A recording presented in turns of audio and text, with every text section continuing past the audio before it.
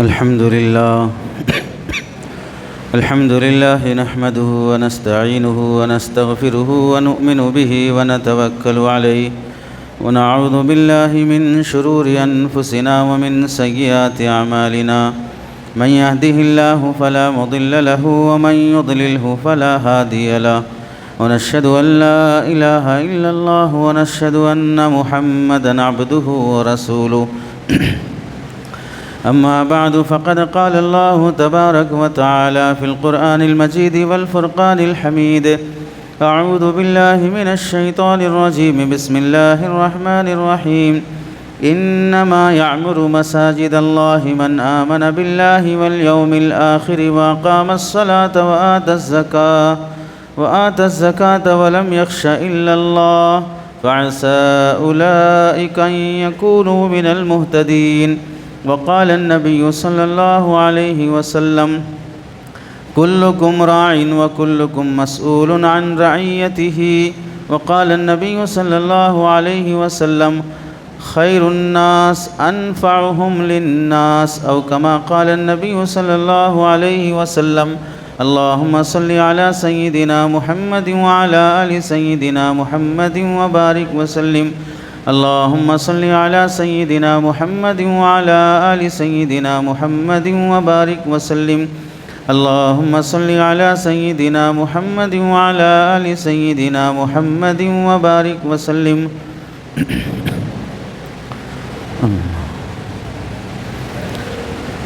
میرے محترم عزیزوں، بزرگوں اور دوستوں، قرآن مجید کی آیت اور حدیث پاک کی روشنی میں آپ حضرات کے سامنے جو بات عرض کرنی ہے وہ ہے مسلم معاشرے کی تربیت میں مساجد کا کردار کیا ہونا چاہیے۔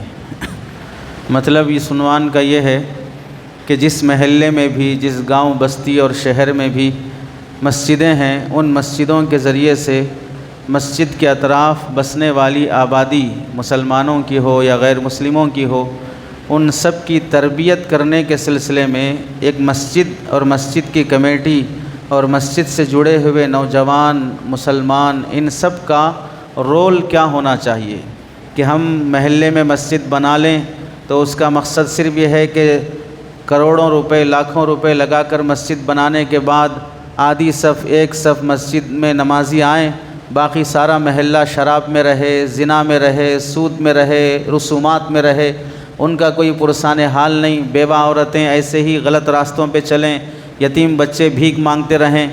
جس محلے میں مسجد ہے، مسجد کے مسلمان ہیں، کمیٹی ہے، تنظیم ہے، انتظامیہ ہے، مصلی ہیں، نمازی ہیں، تو ان کا کردار کیا ہونا چاہیے ایک سماج کو سدھارنے کے سلسلے میں۔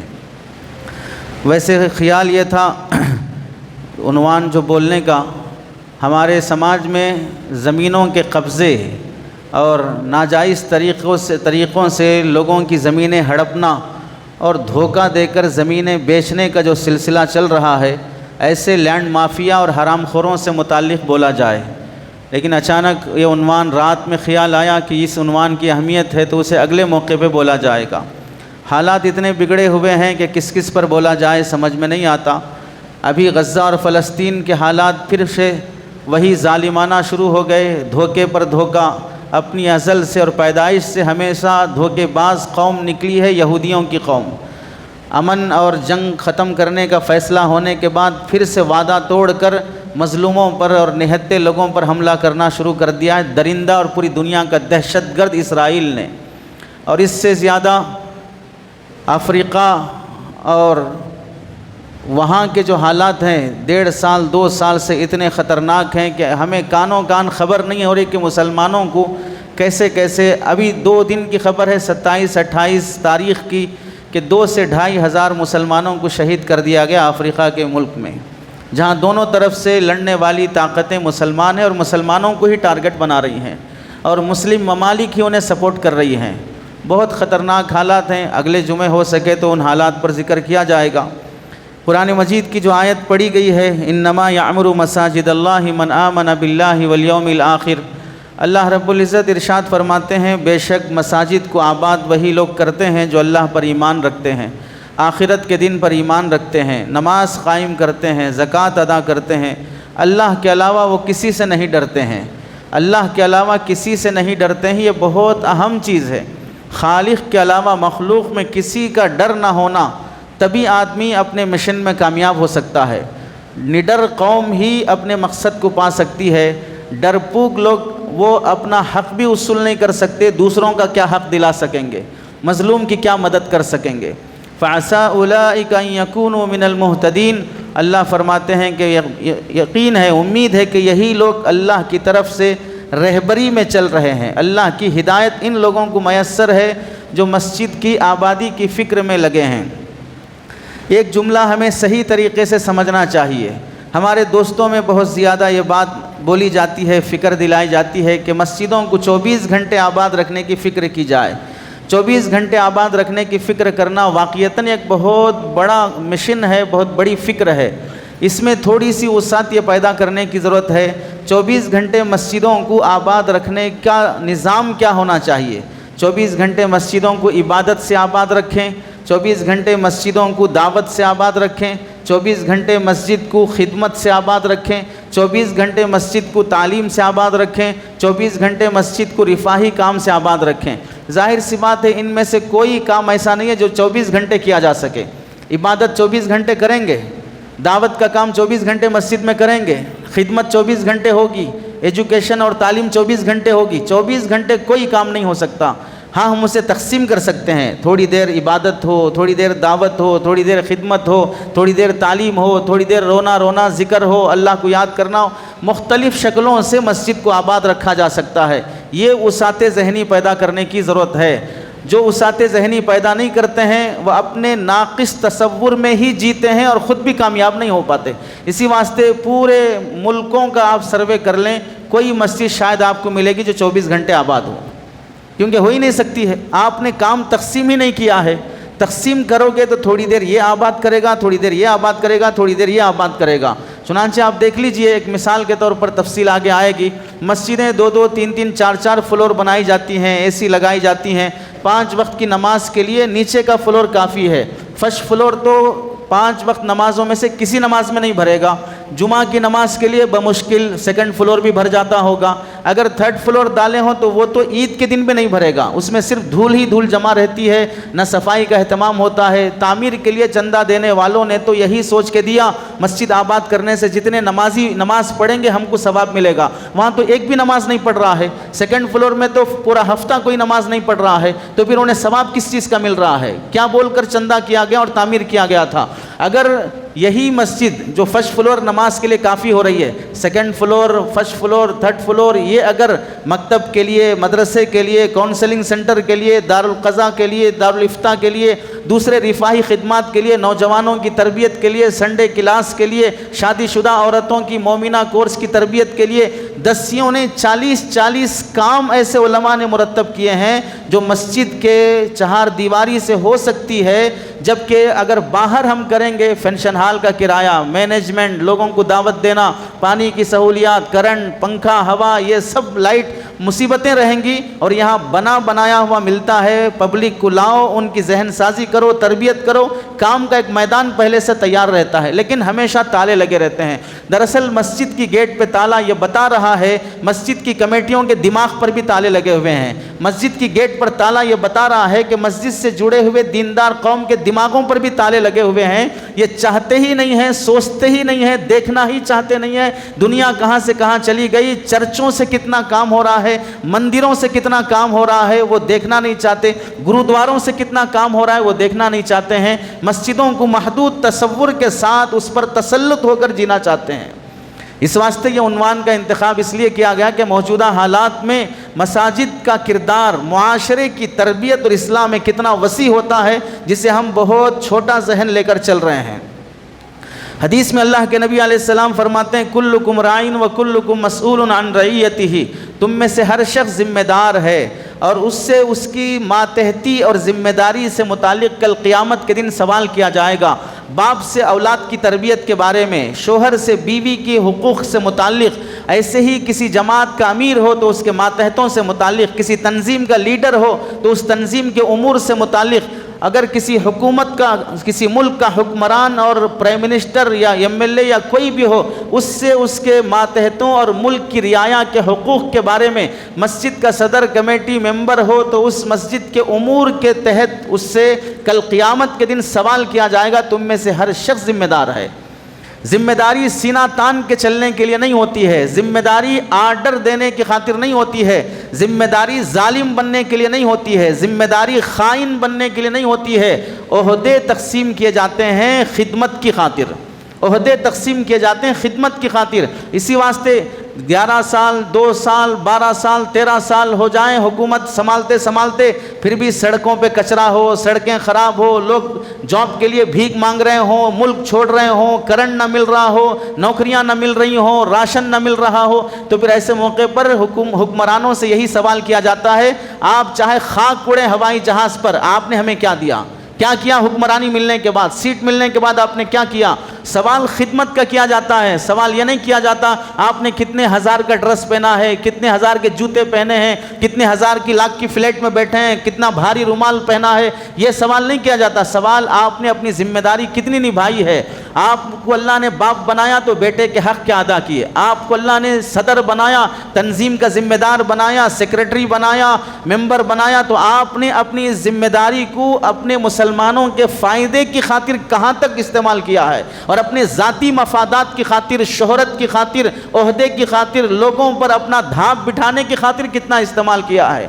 اللہ کے نبی فرماتے ہیں مساجد کلکم رائن، تم میں سے ہر شخص دی گئی ذمہ داری کا ماتحت کا ذمہ دار ہے، اسے اس کی ذمہ داری سے متعلق پوچھا جائے گا۔ مساجد محلے کی دینی تربیت ہو، اس کے سلسلے میں کمیٹی، صدر، ممبران، ٹرسٹی یہ ذمہ دار ہیں، کل ان سے مساجد کے تحت ہونے والے کاموں سے متعلق پوچھا جائے گا۔ صرف حساب کتاب پوچھنے والے تو پبلک ہوتے ہیں، کتنا آ رہا ہے، کتنا جا رہا ہے، کتنا کھا رہے ہیں، یہ بدگمانیوں میں تو بد ذہن لوگ مرتے ہیں، باقی شرعی ذمہ داریوں سے متعلق اللہ تعالیٰ سوال فرمائیں گے۔ دین اسلام میں مساجد 4 دیواری اور 5 وقت کی نمازوں کی جگہ کا نام نہیں ہے، وہ انقلابی ادارہ ہوتا ہے۔ انسان کے جسم میں دل کی جو حیثیت ہوتی ہے، مسلم معاشرے میں مساجد کی وہ حیثیت ہوتی ہے۔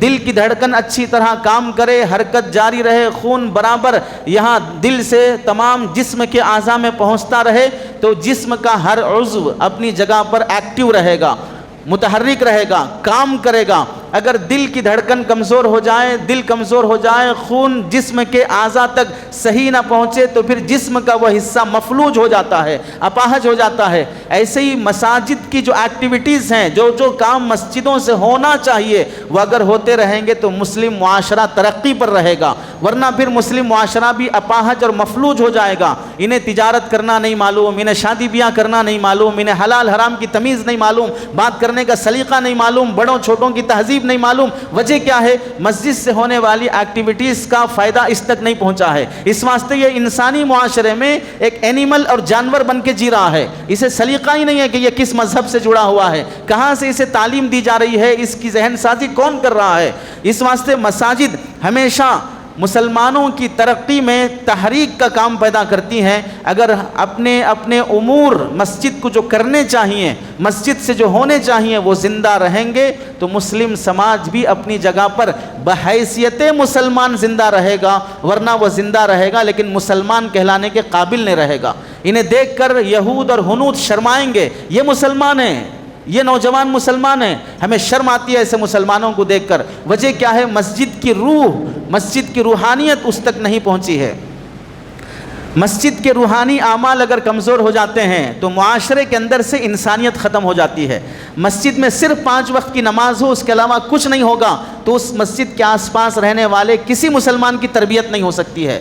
وہ مسلمان جھوٹا، دھوکا، مکار، لٹیرا، حرام خور، سود خور سب بن جائے گا۔ وجہ یہ ہے کہ وہ صرف ماتھا ٹیکنا جانتا ہے، مخلوق کے ساتھ انسانیت نہیں جانتا ہے، خود اللہ کے مخلوق اور بندوں کے ساتھ رہنے کا ڈھنگ نہیں سیکھا ہے۔ وجہ کیا ہے؟ 5 وقت کی نماز کے علاوہ اس نے کچھ جانا ہی نہیں ہے۔ اس لیے ہماری مسجد دیگر مذہب کی عبادت گاہوں کے مقابلے میں بنیادی طور پر کیا فرق رکھتی ہیں؟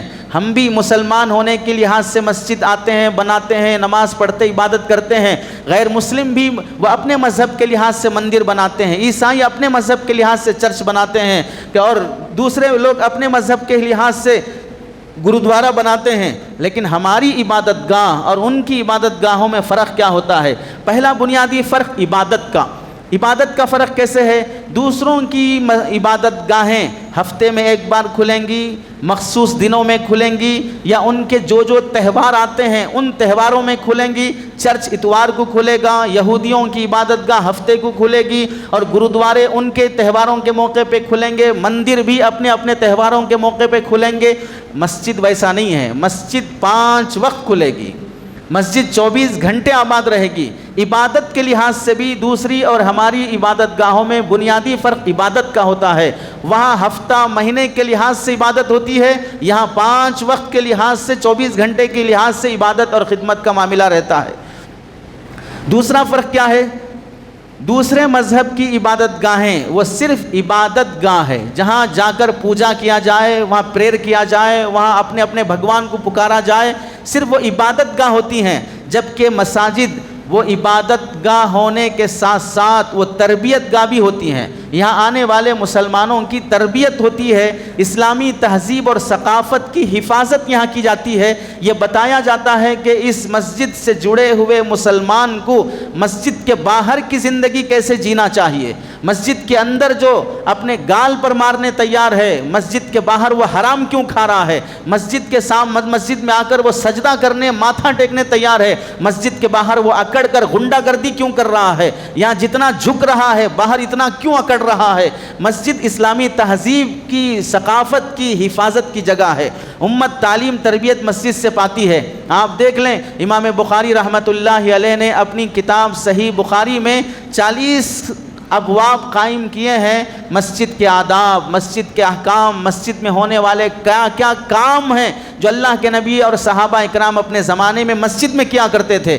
نماز کو بتانا ہو، اذان کو بتانا ہو تو دو باب کافی ہے۔ 40 ابواب قائم کر کے مسجد کی وسعت کو بتایا امام بخاری رحمۃ اللہ علیہ نے۔ چنانچہ آج کا ماحول دیکھ لیں، مسجد اپنے مقاصد میں اور اپنی ذمہ داریوں میں اگر مضبوط رہیں گے، مسجد سے جو ایکٹیویٹیز ہونا ہے وہ ہوتی رہیں گی، تو مسلم معاشرہ ترقی پر رہے گا۔ خواہ وہاں کی مسجد مضبوط دیواروں کی نہ ہو، لال قلعے جیسی اونچی دیواریں نہ ہوں، قطب مینار جیسے بلند میناریں نہ ہوں، پھر بھی وہاں ایکٹیویٹیز اچھی ہوتی ہوں تو مسلم معاشرہ ترقی پر رہے گا۔ اور اگر مسجدیں 10 فلور کی ہوں، سنگ مرمر کی بنی ہوں، اے سی اور قالین ہوں، جھومر اور کیمرے لگے ہوئے ہوں، مگر اپنے امور اور ذمہ داریوں و مقاصد میں کامیاب نہیں ہے، تو پھر وہاں کا مسلم سماج انسان کہلانے کے بھی قابل نہیں رہے گا۔ وجہ یہ ہے کہ یہ در و دیوار کی ترقی ہے، فلور کی ترقی ہے، یہ قالین کی ترقی ہے، چٹائی سے قالین پہ آئے، لائٹ سے جھومر پہ آئے، فین سے اے سی پہ آئے، ایک فلور سے دوسرے فلور پہ گئے تو گارا مٹی ترقی کر رہا ہے، انسان ترقی نہیں کر رہا ہے۔ وجہ یہ کہ وہاں سے اس انسان کو تربیت نہیں مل رہی ہے۔ جیسے اس کی مثال، سڑک بہترین بنا دیا لیکن گاڑی چلانے کے لیے بندر کو ہاتھ میں گاڑی دے دیا تو سڑک چاہے کتنی بھی بہترین ہو، چلانے والا اگر بندر ہے تو ایکسیڈنٹ باہر صورت ہوگا۔ اس واسطے سڑک جیسے بہترین بنانا ہے، سڑک پر گاڑی چلانے والے انسان کو بھی بہترین انسان بنانا ہے، تب جا کے جانیں محفوظ رہیں گی۔ مسجد نبوی اس کے لیے بہترین مثال ہے۔ آپ علیہ السلام کی مسجد ایمانی، دینی، تعلیمی، تربیتی، معاشرتی، معاشی، سیاسی، سماجی، انفرادی، اجتماعی تمام مسائل کے حل کا مرکز وہ مسجد نبوی تھی۔ ملکی مسئلہ ہو، سماجی مسئلہ ہو، ملی مسئلہ ہو، معاشرتی مسئلہ ہو، معیشت کا مسئلہ ہو، گزارے کا مسئلہ ہو، گداگر اور فقیروں کے گزارے کا مسئلہ ہو، بیواؤں کے مسائل ہو، یتیموں کے مسائل ہوں، بیماروں کے مسائل ہوں، فوج اور پولیس کے مسائل ہوں، عدالتی قوانین کے مسائل ہوں، یہ سب مسجد نبوی سے حل کیے جاتے تھے۔ آپ علیہ السلام کے زمانے میں کوئی پارلیمنٹ، کوئی شفا خانہ، کوئی تعلیم گاہ، کوئی مدرسہ، کوئی اسکول، کوئی کالج، کوئی فلاں، یہ سب چیزیں، کوئی ملٹری فوج سکھانے کے لیے ایک میدان، یہ سب چیزیں بنائی نہیں گئی تھیں۔ سارے شعبوں کا مرکز وہ مسجد نبوی اور اس کا لیڈر اور امام سرکار دو عالم صلی اللہ علیہ وسلم تھے۔ آپ دیکھ لیں مسجد نبوی کا اگر صحیح گہرا مطالعہ کیا جائے، ملکی مسائل اور قانون سازی کے لیے مسجد نبوی گویا کہ پارلیمنٹ ہاؤس تھا۔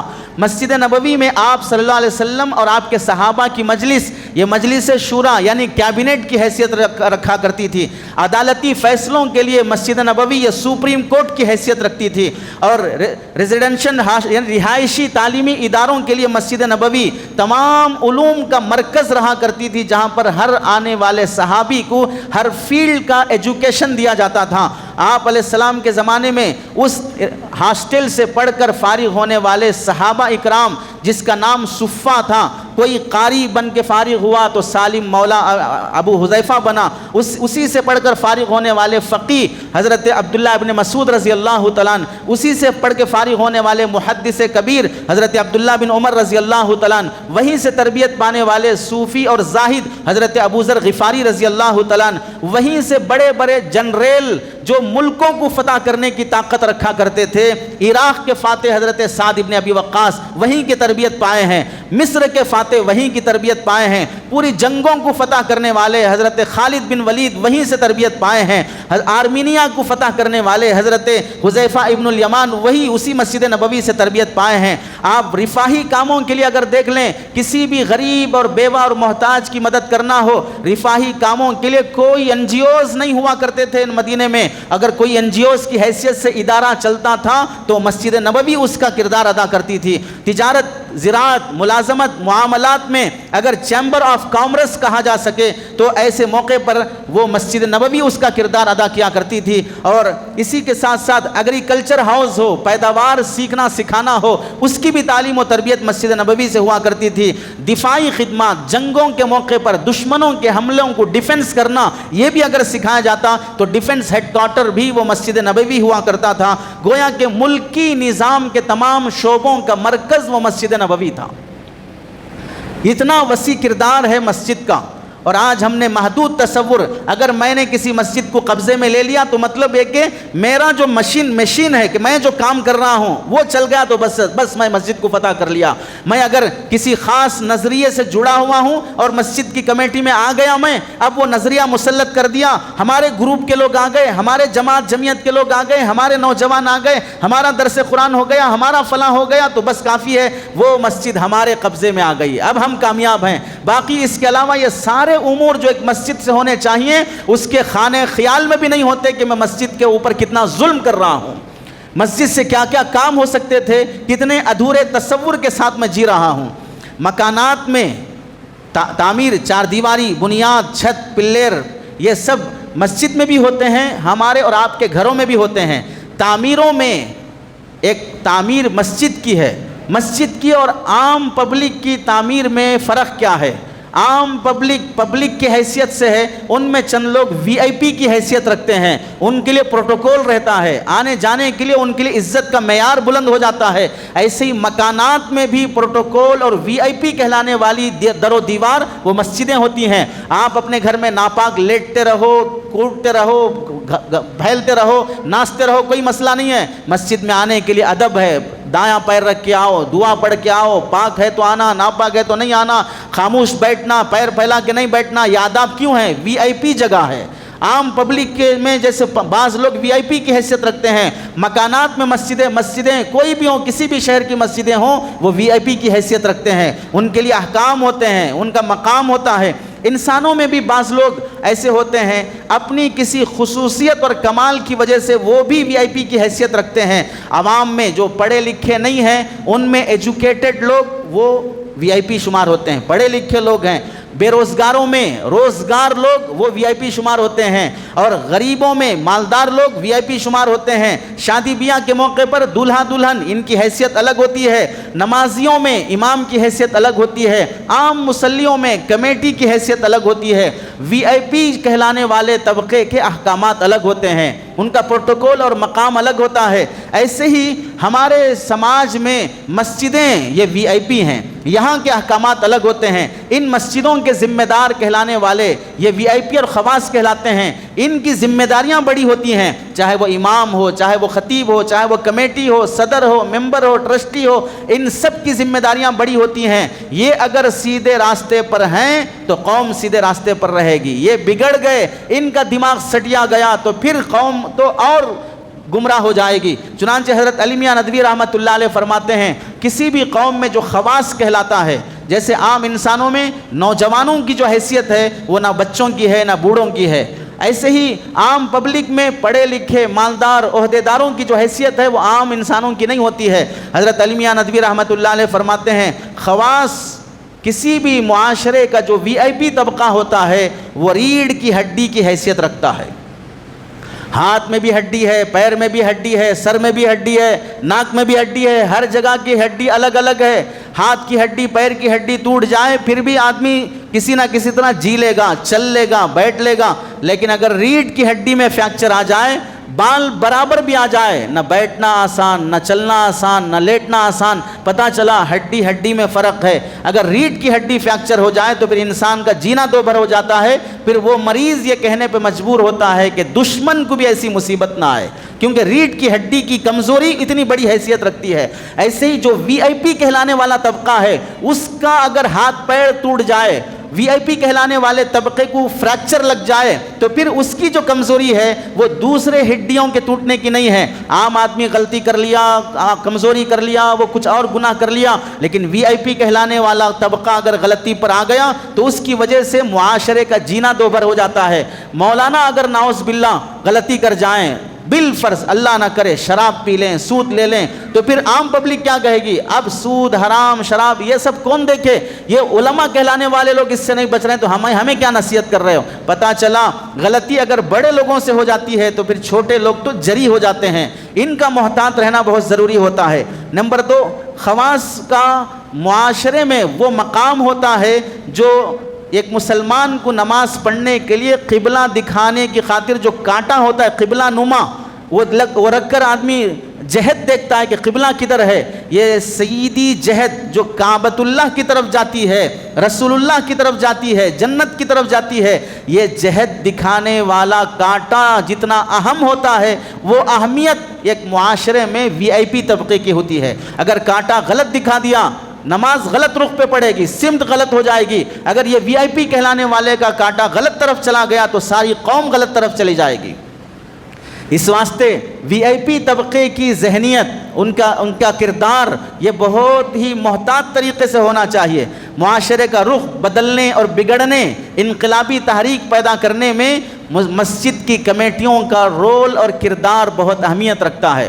افسوس سے ایک بات کہنا پڑتا ہے معذرت کے ساتھ، کسی کو تکلیف ہو تو پہلے ہی پیشگی معافی، ہمارے سماج میں ڈرائیور سیکھ کر پھر ڈرائیونگ کے اسٹیئرنگ پہ بیٹھتا ہے۔ ہمارے سماج میں تاجر پہلے دھوکے پہ دھوکہ کھا کے پھر اس کے بعد مارکیٹ میں ایک اچھا تاجر بن سکتا ہے۔ ہمارے سماج میں گاڑی چلانے کے لیے، بائک چلانے کے لیے، سائیکل چلانے کے لیے بچے کو پیچھے سے ہاتھ پکڑ کے سہارا دے کے چلانا سکھا کے پھر اسے گاڑی حوالے کی جاتی ہے۔ ہر جگہ پر کچھ نہ کچھ پہلے، اگر آدمی 5-5.5 سال MBBS پڑھ لیا پھر بھی اسے کسی بڑے ڈاکٹر کے پاس رہ کر ہاؤس سرجن بن کر کام کر کے پھر اسے مارکیٹ میں لایا جاتا ہے۔ 3 سال وہ لا ایڈوکیٹ پڑھ لیا، LLB LLM پڑھ لیا، پھر بھی وہ کسی کے ماتحت میں رکھ کر وہ قانون کو کیسے سمجھنا یہ سکھایا جاتا ہے۔ اور ہمارے دینی طبقے میں علماء کو، طلباء کو سکھایا جاتا ہے کہ کیسے مدارس میں پڑھانا چاہیے، مکتب کیسے پڑھانا چاہیے، ائمہ کو سکھایا جاتا ہے کہ امامت کیسے کرنی چاہیے۔ افسوس در افسوس یہ ہے پورے سماج میں، پورے ملک میں مسجد کی کمیٹیوں کی تربیت کا کوئی نظام ہی نہیں ہے۔ ہر ایرا غیرہ کمیٹی کا ممبر بن سکتا ہے، صدر بن سکتا ہے۔ مسجد کے آداب کیا ہے، مسجد کا مینجمنٹ کیسا ہے، شرعی احکام کیا ہے، قرآن حدیث کی روشنی میں مجھے یہ نظام کیسے سنبھالنا ہے، نہ کوئی سمجھائے گا۔ اگر سمجھانا چاہیں گے تو سننے کے لیے تیار نہیں ہوگا۔ جو بھی آ گیا الا ماشاءاللہ 90% مسجد کی کمیٹیوں کے احباب وہ ہیں جنہوں نے سیکھا ہی نہیں ہے، شریعت میں پڑھا ہی نہیں ہے کہ مسجد کا نظام سنبھالا کیسے جاتا ہے۔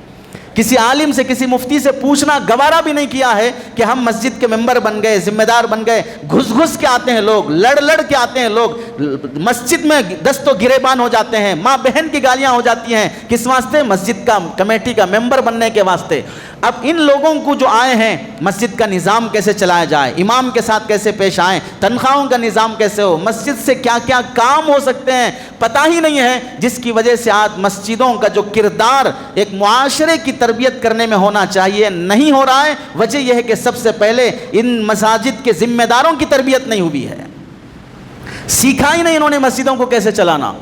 یہ بات اگر کسی ذمہ دار کو بری لگتی ہو آف لائن یا آن لائن، معذرت کے ساتھ، لیکن ہے یہی حقیقت، جس کی وجہ سے اپنی ذمہ داریوں کو نہ سیکھنے کی وجہ سے ہر موقع پر سامنے والے کو اس کی ذمہ داری کا احساس دلاتے رہتے ہیں، اپنی ذمہ داری کا علم بھی جاننا نہیں چاہتے ہیں۔ سامنے والے کے جسم پہ بیٹھی ہوئی مکھی بھی نظر آتی ہے، خود کے جسم پہ سانپ بچھو چڑھے ہوئے ہیں پھر بھی وہ نکالنے کی فکر نہیں ہوتی ہے۔ سامنے والے کی آنکھ کا میل بھی نظر آتا ہے، اپنے جسم پر لگی ہوئی پوری گندگی اور بدبو بھی اسے سنگائی نہیں دیتی ہے۔ یہ حال ان لوگوں کا ہو گیا جو مساجد میں تربیت کے بغیر ذمہ دار بن رہے ہیں۔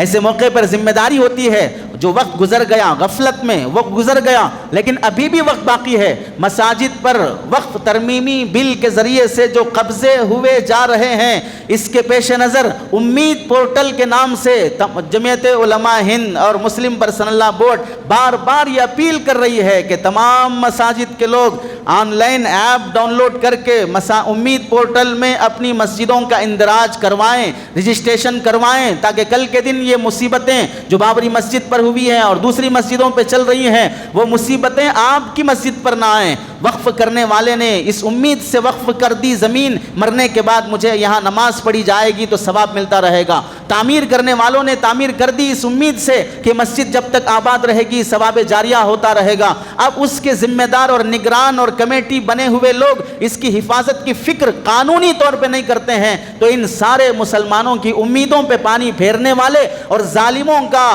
آلہ کار بننے والے شمار ہو جائیں گے اگر ہم اس آواز پر لبیک نہ کہیں، قانونی ذمہ داری کا احساس اگر پیدا نہ کریں۔ اس لیے مساجد کا کردار معاشرے کی تربیت میں کیا ہونا چاہیے؟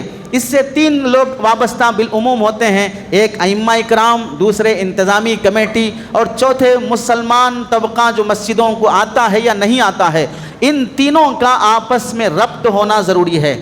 عام پبلک کا مسئلہ کیا ہے؟ جو جمعہ کو نماز کو آ جاتے ہیں یا 5 وقت نماز کو آ جاتے ہیں، ان میں سے بعض لوگ اچھے بھی ہیں، بعض لوگ وہ ہیں جن کے دماغ کو کینسر لگا رہتا ہے، وہ پازیٹیو سوچنا ہی نہیں چاہتے ہیں، نہ کمیٹی کے بارے میں، نہ امام کے بارے میں، نہ خطیب کے بارے میں، نیگیٹیو سوچ ہی چلتی رہتی ہے، نہ خود کچھ کرتے ہیں نہ کسی اور کو کچھ کرتا ہوا دیکھ کر وہ خاموش رہتے ہیں۔ جو ایسے لوگوں کو اپنا ذہن بدلنا چاہیے، غلط دکھ رہا ہے، غلط محسوس ہو رہا ہے تو جو صاحب معاملہ ہے، جو ڈیلر ہے، اس سے بات کرو، ملو، ساتھ بیٹھو، خود سے کیا سیوا اور خدمت ہو سکتی ہے وہ کرو۔ دور سے آدمی غلط فہمیوں کا، نفرتوں کا شکار کتنے سال سے، 10 سال سے، 15 سال سے، 20 سال سے مسجد آ رہا ہے، آج تک تمہیں جو غلط دکھ رہا ہے جا کے اسے اچھا کرنے کی کوشش نہیں کیا، دور دور سے ہی غیبتیں کرتا رہا۔ اس طبقے کو بھی بدلنا چاہیے اپنی ذہنیت۔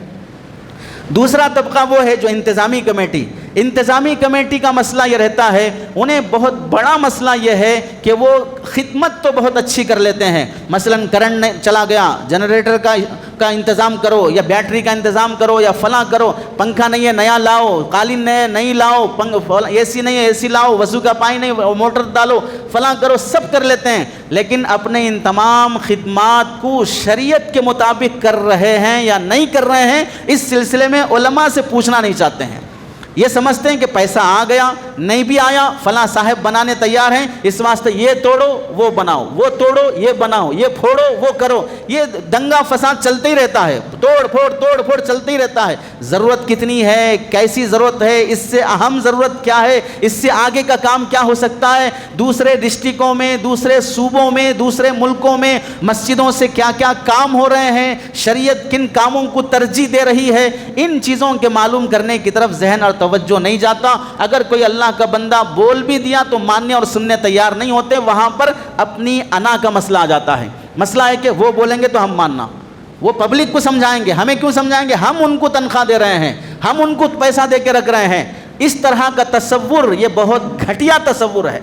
کوئی کسی کا ملازم نہیں ہے، ہر ایک اللہ کے گھر کا خادم ہے، کوئی کسی کے گھر کا نوکر نہیں ہے، ہر ایک اللہ کے گھر کا نوکر ہے۔ یہ تصور کے ساتھ اگر آدمی رہتا ہے تو اس کی خدمت قبول ہوتی ہے، ورنہ وہ خدمت کرنے کے بعد بھی ایک پائی نیکی لے جانے کے قابل نہیں ہوتا ہے۔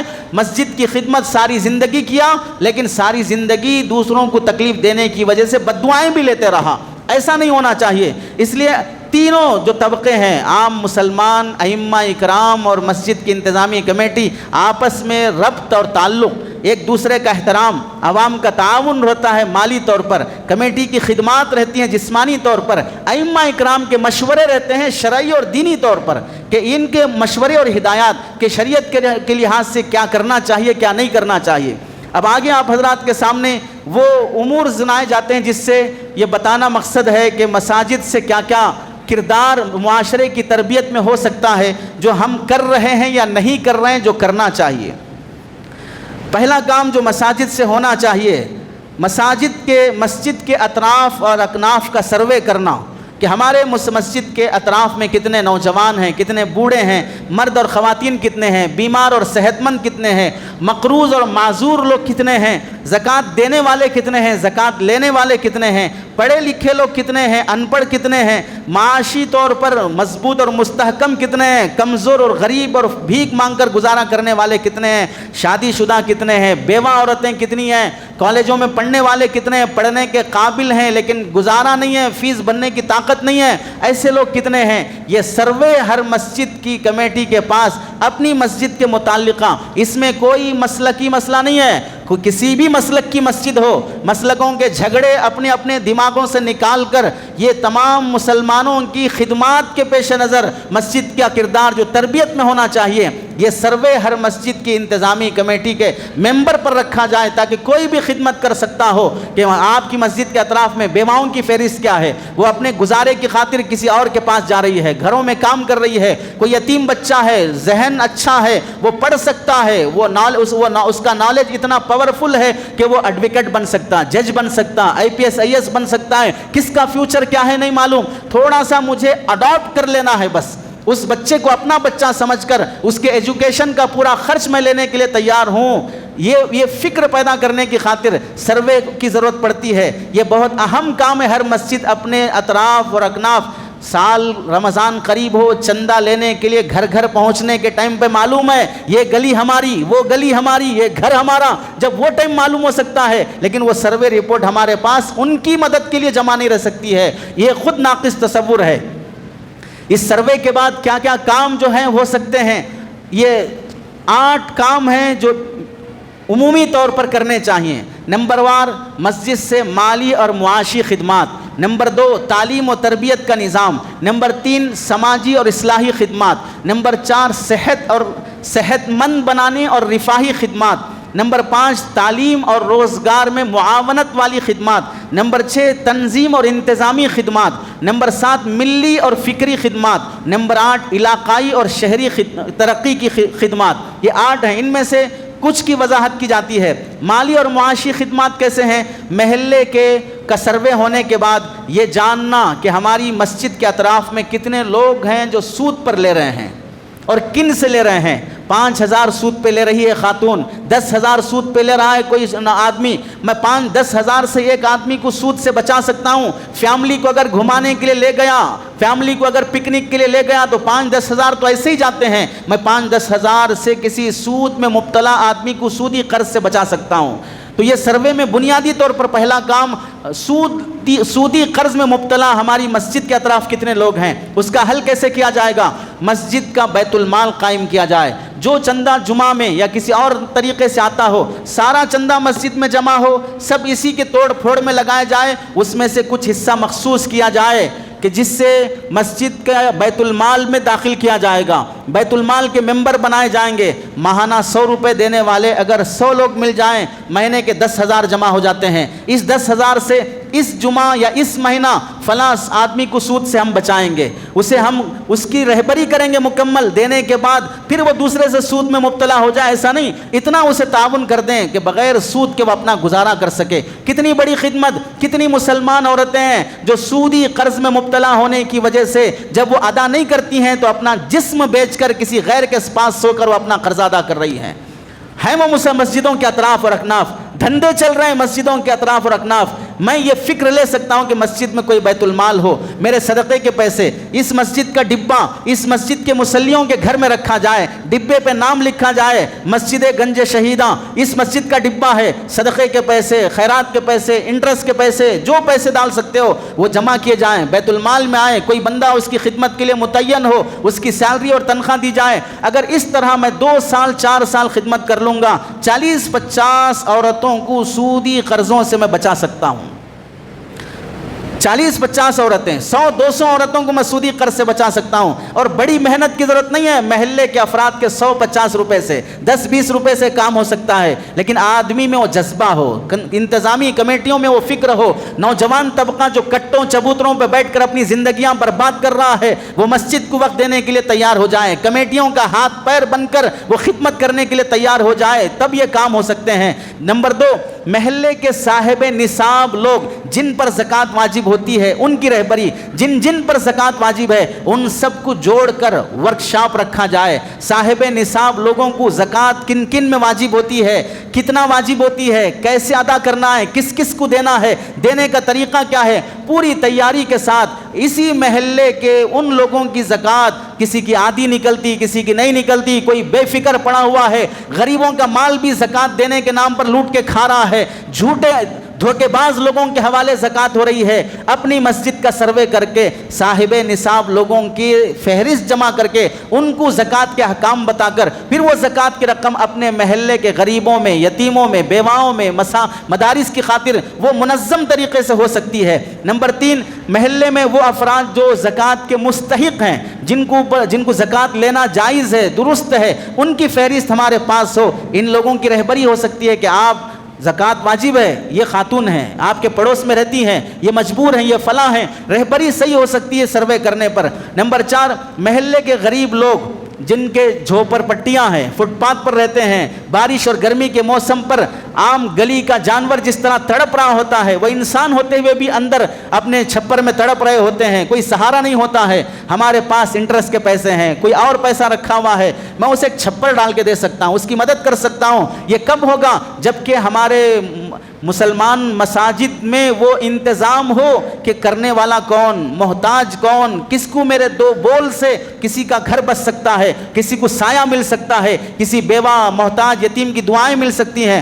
محلے کے تعلیم آپ دیکھ لیں، ہندوستان میں جہاں بھی سیلاب آئے، فسادات ہو جائے، جمعیت علماء ہند آج بھی کیرلا میں ہو، بہار میں ہو، راجستھان میں ہو، مختلف علاقوں میں سیلاب آیا، طوفان آیا یا فسادیوں اور دنگا مچانے والوں کی طرف سے بلڈوزر چلے، وہاں پر 1-1 لاکھ روپے کے، 4-4 لاکھ روپے کے، 5-5 لاکھ روپے کے 100-200 گھر بنا کر ان بغیر بلا تمیز مذہب و مسلک، کس مذہب کا ہے، کس مسلک کا ہے، مسلمان ہے، نان مسلم ہے، اس کے بغیر وہ خدمات کرتے ہیں، 100-200 مکانات بنا کر خدمات کر رہے ہیں۔ ہم اپنے مسجد کے اطراف کتنے لوگ ہوں گے؟ زیادہ سے زیادہ 10 لوگ، 20 لوگ، 30-40 لوگ، 40 لوگوں کو اگر ہم ان کے چھپر، ان کا سایہ دیتے 10 سال لگ جائے کوئی مسئلہ نہیں ہے، لیکن کام شروع تو ہو سکتا ہے۔ ایسے ہی محلے کے سروے میں تعلیم یافتہ نوجوانوں کے لیے جاب یا بزنس کے آغاز کرنے کی خاطر ورکشاپ رکھا جائے کہ آپ پڑھے لکھے ہیں، جاب لیس ہیں، انٹرویوز کی خاطر پھر رہے ہیں، پریشان حال ہیں، کہیں نوکری نہیں مل رہی ہے، آپ کی مسجد میں جگہ ہے، سلار خالی ہے یا فلاں فلور خالی پڑا ہوا ہے، وہاں دھول پڑی ہوئی ہے، اسے صاف کر کے اسے ورکشاپ کی خاطر ایسا ہال بنا دیا جائے، مختلف موقعوں پر بے روزگار لوگوں کے ہنر سکھانے، ان کی تربیت کرنے کی خاطر۔ ابھی گزشتہ جمعہ ہمارا ایک نوجوان وہ کسی کمپنی میں جوائن ہے، اپنے ماتحت میں ایسے اپنے مسلم نوجوانوں کی فکر کیا، ہمارے مدرسہ دارالعلوم رشیدیہ میں اعلان کر کے گروپوں کے ذریعے سے نوجوانوں کو جوڑا گیا، اس میں 50 کے قریب نوجوان جو بے روزگار تھے جڑے، جس میں سے الحمدللہ 20 نوجوانوں کو نوکری لگی۔ چھوٹی چھوٹی خدمات کے ذریعے سے اب وہ 20 نوجوان جو بے روزگار تھے روزگار پہ آ گئے، تھوڑی سی محنت کی وجہ سے ان کا گھر چلے گا، اس کی بہن کا نکاح ہوگا، ان کے ماں باپ کو گولیاں اور دوائیوں کا انتظام ہوگا، کٹے چبوترے خالی ہوں گے۔ یہ فکر ہونی چاہیے مساجد کی جو زمینیں خالی پڑی ہیں، فلورز خالی پڑے ہیں۔ نمبر 6، بیت المال کے ذریعے سے ایک ایسا غیر سودی قرضے کا نظام بنانا کہ قرضہ سونا رکھ کر چاندی رکھ کر، گھر کے کاغذات رکھ کر، بینکوں سے پیسہ لے لے کر مسلمان حرام لے کر محنت کی حلال کمائی سود میں بھر رہا ہے۔ غیر سودی قرضہ دینے کا نظام مساجد کے ذریعے سے ہو سکتا ہے۔ نمبر 7، محلے کے علماء، حفاظ، ائمہ اکرام کی خاطر قسط وار یہ نظام بنایا جا سکتا ہے کہ ان کے لیے ذاتی مکان کا نظام بن سکے۔ 40 سال امامت کر رہے ہیں، 40 سال سے خطابت کر رہے ہیں، جب بوڑھے ہو گئے اب گھنٹے گھنٹے بیان نہیں کر سکتے، 5 وقت کی نماز نہیں پڑھا سکتے۔ اب اس موقع پر مساجد کی وہ کمیٹیاں جو تھوڑی بہت سنجیدہ ہیں وہ کرتی کیا ہیں؟ امام صاحب کے 40 سال ہو گئے ہیں، ایک شال اڑا دو، ایک مومنٹو دے دو۔ مومنٹو کیا ہے؟ لکڑی چھل کر تراش کر اس پر کچھ لکھ دو، کاغذ سے اس پر کچھ قلم سے لکھ دو، بہت بڑا انعام ہے مومنٹو، کچرے میں جلانے کے لیے بہت جلدی جل سکتا ہے، وہ مومنٹو دے دیں گے تو بہت خوش ہو جائیں گے۔ 40 سال کی محنت کے لیے 100-200 روپے کا مومنٹو دے کر رخصت کیا جاتا ہے، جس کی جوانی، جس کی زندگی، جس کی خواہشات اسی مسلح پہ گزر گئی ہیں۔ یہ نظام نہیں ہے کہ میں ہماری مسجد کے امام کو، خادم کو دیکھوں کہ وہ اچھی گاڑی میں ہو، اچھے کپڑے میں ہو، اس کا ذاتی مکان بن جائے، وہ اپنے بچوں کو اچھا ایجوکیشن دے۔ پہلے تو یہ تصور کہ حافظ عالم بنیں گے تو کھائیں گے کیا، کمائیں گے کیا، بیوی بچوں کو پالیں گے کیا۔ چلیے ان مصیبتوں سے چھٹکارا پا کر ہم بن گئے، اب بن جانے کے بعد اتنی فیسلٹیز نہیں دی جاتی قوم کی طرف سے کہ ہم اپنے بچوں کو بنا سکیں، علماء ائمہ اپنے بچوں کو کچھ پڑھا سکیں۔ اب وہ بیچارہ اتنا مظلوم بن کر جیتا ہے۔ بعض مرتبہ ہم نے اپنی برادری سے یہاں تک سنا کہ ہم تو یہ مصیبتیں جھیل لیے ان کمیٹیوں سے، ان پبلک سے، اب ہماری اولاد کو یہ جھیلنا ہم دینا نہیں چاہتے، اس واسطے میں اپنے بچے کو نہ حافظ بناؤں گا، نہ عالم بناؤں گا، میں بھی کالج پڑھاؤں گا۔ اللہ حفاظت فرمائے، یہ تصور اگر کسی عالم کے ذہن میں آنے پر مجبور ہونا پڑا ہے ہماری ناقدری کی وجہ سے، ان کی محنتوں کی ناشکری کی وجہ سے، ہم دیکھ نہیں پاتے ہیں کہ کوئی امام ذاتی مکان میں آ جائے، اچھی گاڑی میں آ جائے، سائیکل سے بائک سے 4 ویلر میں آ جائے، دیکھا نہیں جاتا ہے۔ ایسے حاسدوں کو آگ میں جل کے مرنا چاہیے۔ ہم خدمت کرنے کے بجائے ان کی ترقی دیکھی تک نہیں جاتی ہو۔ دیکھ لو جا کے مندروں میں رہنے والے پادریوں کو، مندروں میں رہنے والے پجاریوں کو، چرچوں میں رہنے والے پادریوں کو، ان کے لیے کیا کیا فیسلٹیز ان کی قوم دیتی ہے۔ گاؤں دیہات میں جہاں پر 100 مکانات بھی نہیں ہیں، بھاری چرچ بنا رہتا ہے، اس پادری کے لیے کار رہتی ہے، اے سی کا بنگلہ رہتا ہے۔ وجہ کیا ہے؟ وہ محنت کر رہا ہے اشاعت اسلام، اشاعت عیسائیت کی۔ عیسائی بناتے جاؤ لوگوں کو، ہم تمہیں جو فیسلٹیز دینا دیتے جائیں گے۔ وہ چیریٹی کر رہے ہیں، جنت پانے کی خاطر نہیں، جہنم سے بچنے کی خاطر نہیں، بس عیسائیت پھیلاتے رہو بس۔ یہ ائمہ اکرام تو یہ خدمت کر رہے ہیں کہ ہماری قوم کا ہر مسلمان جنتی بن جائے، تو یہ نظام بن سکتا ہے۔ الحمدللہ کئی ڈسٹرکوں میں، صوبوں میں یہ کام ہو رہا ہے، بس ہمیں آنکھیں اور دماغ کھول کر اس کا حصہ بننے کی ضرورت ہے۔ یہ 6 کام ہیں جو مالی اور معاشی طور پہ ہو سکتے ہیں۔ اس میں نوجوانوں کا بھی ہے جو جاب لیس ہیں، بیواؤں کا بھی ہے جو محتاج ہیں، یتیموں کا بھی ہے، سود میں مبتلا لوگوں کا بھی ہے، اپنے مساجد کے ائمہ اور خدام کا بھی ہے۔ نمبر 2، جو تعلیم و تربیت کے لحاظ سے مسجدوں سے جو کام ہو سکتا ہے، مدارس اور اسکولوں میں پڑھنے والے وہ اسٹوڈنٹس اور طلباء اور طالبات جن کے اسکالرشپ نہیں ہیں، جس کی وجہ سے وہ آگے کی بڑی بڑی اسکولوں میں، اچھے کالجز میں نہیں پڑھ سکتے ہیں، ہمارے مسجد کے بیت المال سے اسپانسرشپ لی جائے، ان بچوں کو کفالت لی جائے، انہیں اچھے کالج میں ایڈمیشن دلایا جائے، ان کی کتابوں کے، ان کے فیس میں جزوی یا کلی طور پہ تعاون کیا جا سکے۔ یہ محلے کے لوگ جو اپنے پیسے، ہم نے دیکھا آپ ہی کے شہر میں، ہم نے دیکھا ہے بہترین ایریے میں جہاں پر 1 گز زمین 1.5 لاکھ 2 لاکھ روپے ہے، وہاں پر 400 گز میں اپنا مکان بنایا، پھر اس کے بہترین مکان کی تعمیر کے لیے 50 کروڑ روپے خرچ کیا،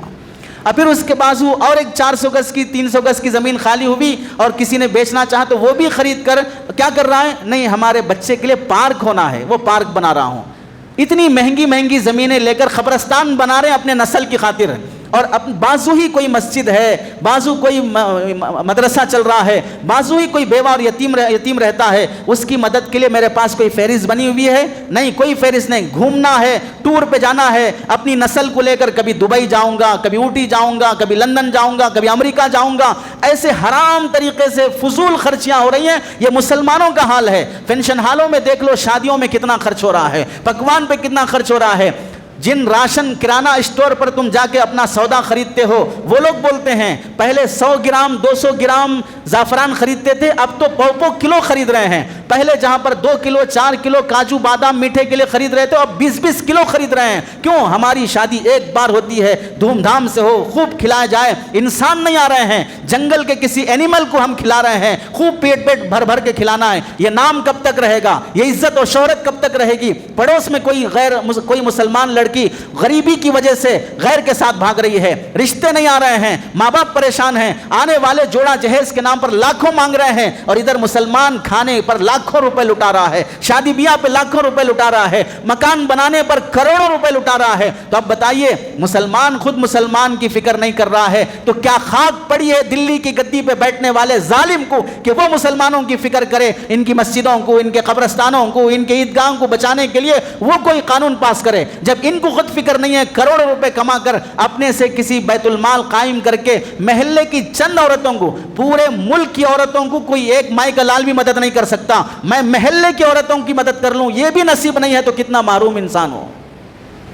جو کمایا قیامت کے دن من این اکتسبت وفیما انفقت، یہ جواب دینے سے پہلے ہٹ نہیں سکے گا۔ کہاں سے کمایا یہ بھی سوال ہے، کہاں خرچ کیا یہ بھی سوال ہے۔ خرچ کیا مسجد میں، خرچ کیا بیوہ یتیم پر، خرچ کیا کسی بچے کو IPS IAS بنانے، ایڈوکیٹ جج بنانے، نہیں، اس میں خرچ نہیں کیا۔ کس میں خرچ کیا؟ میرے بچے کو پارک چاہیے، سوئمنگ پول چاہیے، میرے بچے کو لندن گھومنا ہے، اس واسطے میں نے خرچ کیا۔ پائی پائی کا حساب دینا پڑے گا، مسلمان ہو کر بھی جہنم میں جلنا پڑے گا اپنی ان فضول خرچیوں کی وجہ سے۔ فضول خرچی کرنے والوں کو اللہ نے قرآن مجید میں شیطانی نسل سے شمار کیا ہے، شیطان کا بھائی ہے وہ شخص جو فضول خرچی میں، جو آج ہمارا مسلمان مبتلا ہے اس میں۔ تو جو نوجوان بچے اچھی اسکول پڑھ سکتے ہیں ان کے اسپانسرشپ کی فکر کرنا، محلے کے نوجوان بچے بچیوں کے لیے دیکھ لیں، مسلمان نہیں، دعوت تبلیغ کے ساتھی نہیں، خانقاہوں کے مریدین نہیں، مدارس کے علماء نہیں، اکثروں کے بچے بچیاں کو سسٹم میں تعلیم حاصل کر رہی ہیں، عیسائی مشنریز کالجز میں پڑھ رہی ہیں، ان کے لیے لاکھوں روپے جلسوں پہ لٹانے والے، لاکھوں روپے اجتماعات پہ خرچ کرنے والے، لاکھوں روپے مساجد مدارس کی تعمیر کرنے والے، لڑکیوں کا اونلی فار گرلز کوئی ایسا کالج ہیں تو کتنے ہیں برائے نام، کتنے منظم ہیں ہمارے محلے میں۔ ہو سکتا ہے کہ صرف لڑکیوں کی اسکول جہاں پر مسلمانوں کی بچیاں عزت سے پڑھ کے آئیں، ان پر کسی غیر کی نظر نہ پڑے، لڑکوں کا الگ سے اسکول ہو، لڑکیوں کا الگ سے مینجمنٹ اور نظام ہو، یہ بنایا جا سکتا ہے۔ آپ تعجب کریں گے، آپ کا پڑوس ریاست بنگلور میں 4 مسجد والوں نے یہ سوچا کہ ہماری مسجد کا چندہ صرف فلور پر فلور، AC پہ AC، خادم 10 خادم یہ بڑھانے کے بجائے ہم کچھ اچھا کریں گے۔ 4 مسجد والوں نے بیٹھ کر ایک فیڈریشن بنا کر انہوں نے اپنے مسجد کے چندے سے الحمدللہ ایک ہاسپٹل بنائی، اس کا پورا مینجمنٹ 4 مسجد کے چندے سے چلتا ہے، علماء کی نگرانی میں چل رہا ہے۔ جن غریبوں کو وہاں علاج ہو رہا ہے، مسلمان ہو غیر مسلم ہو، وہاں پر آنے والوں کی جو سیوا ہو رہی ہے، کتنی خدمت اس سے۔ عیسائی لوگ میٹرنٹی ہاسپٹل قائم کر رہے ہیں، مسلمان وہاں جا کر ڈیلیوری کرا رہا ہے، کان میں اذان کی آواز پڑھنے سے پہلے وہاں پر اسے بائبل سنایا جا رہا ہے۔ ہندو میٹرنٹی ہاسپٹل قائم کر رہے ہیں، وہاں پر کان میں اذان پڑھنے سے پہلے اوم اور شری رام سنایا جا رہا ہے۔ مسلمان اپنے چندے کا صحیح استعمال کرنے تیار نہیں۔ درگاہ والوں پر تو اللہ رحم کرے، کتنی وہاں پر چندے اور نظر و نیاز آتے ہیں، استعمال کرنے کے سلیقے اپنے علماء سے بھی پوچھنے کے لیے تیار نہیں ہیں۔ جا کے دیکھ لو معین آباد کے راستے پر جو غیر مسلموں کا RSS کا جو بڑا کالج ہے، گروکل کالج، وہ کس پیسے سے چلتا ہے؟ تھوڑی تو پڑھ لو ہسٹری کہ ہم آس پاس جہاں جی رہے ہیں کون کون لوگ کیا کیا اپنا فیوچر بڑھانے کی خاطر، اپنی نسل کی خاطر کیا کیا کر رہے ہیں۔ ہمارے نوجوان جن کے لیے غیر مخلوط تعلیم کا نظام مساجد کے مالی انتظام کے ذریعے سے ہم کر سکتے ہیں۔ اور 10واں کام جو تعلیم و تربیت کا ہے، مختلف اسکولوں میں پڑھنے والے بچوں کے لیے سبجیکٹ وار ٹیوشن دیا جا سکتا ہے کہ وہ ٹیوشن پڑھنے کے لیے، افسوس کی بات 10 کلاس پڑھنے والے نوجوان لڑکیاں ٹیوشن کی خاطر وہ غیر مسلم کے پاس جا رہی ہیں۔ ویڈیو وائرل ہو رہا ہے کہ وہ ٹیوشن پڑھانے والا ان کے مخصوص اعضاء کو چھو رہا ہے، انہیں ٹچ کر رہا ہے، ان کے ساتھ غلط ویڈیوز بنا رہا ہے۔ ٹیوشن سینٹر میں ایسی بے حیائی کے اڈے بنتے جا رہے ہیں، مسلمان بیٹے بیٹیاں وہاں پر جا کر اپنی عزت بھی، اپنا ایمان بھی، سب کا سودا ہوتے جا رہا ہے۔ ہم آنکھیں کھول کے اپنے آس پاس کے بگڑتے ماحول کو نہیں دیکھیں گے، کل کے دن ہماری بیٹی اللہ نہ کرے مبتلا ہو جائے تو کیا منہ دکھانے کے قابل رہیں گے؟ کیا ہم وہ جنگل کی آگ، بے حیائی کی آگ اپنے گھر کو آ کر جلانے تک ہم صبر کر کے انتظار کرتے رہنا چاہتے ہیں؟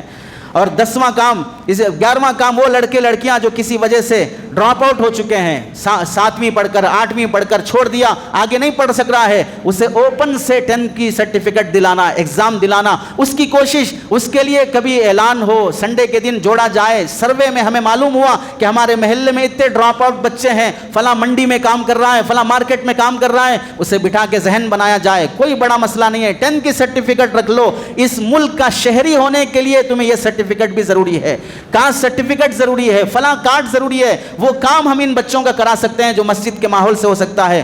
نمبر 12، محلے کے نوجوان لڑکوں لڑکیوں کے لیے سنڈے کلاس، کتنے وہ ہیں؟ ابھی ہمارے گروپ میں ایک ویڈیو آیا جس میں ہمارے ہی ملک میں بعض لوگ، ایک طرف رام کی تصویر ہے، ایک طرف حضرت عیسیٰ کی تصویر ہے، ایک طرف پڑوس ملک کا ایک حرام خور جس نے کفر کی دعوت دیا ہے گوہر شاہ کے نام سے، وہ اپنے آپ کو خدا بولتا ہے، اس کا ایک حرام پلہ ہے یونس گوہر شاہی، وہ بھی اپنے آپ کو بول رہا ہے کہ اللہ کی الوہیت نعوذ باللہ ختم ہو گئی، پاکستان میں پیدا ہو کے مر گیا، وہ اب خدا ہے، اس کے نام کا ذکر ہو رہا ہے فوٹو لگا کر گھر میں، اس کے نام کا ذکر ہو رہا ہے۔ کتنا ارتداد اور کفر پھیل رہا ہے۔ یہ کہاں کی بات ہے؟ یہ حیدرآباد کی بات ہو رہی ہے، یہ کسی افریقہ کے جنگلوں کی بات نہیں ہو رہی ہے، اتنا ارتداد آ رہا ہے۔ ایسے موقعوں پر ان نوجوانوں کو سمجھانا، گھر جا کر ان کے ایمان کی حفاظت کی فکر کرنا، مسجدوں کے ذریعے سے سنڈے کلاس کا نظام ہو سکتا ہے۔